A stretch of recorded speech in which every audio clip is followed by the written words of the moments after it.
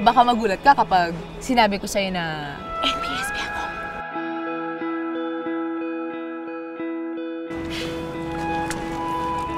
Hindi naman ako magugulat kung NPSP ka. Naghihintay lang ako. Waiting lang. Baka kasi na-traffic lang o kaya na-delay sa customs yung love life ko. Bakit di mo ipikit yung mga mata mo? Bakit? Sige na, pikit mo. Tapos mag-imagine ka.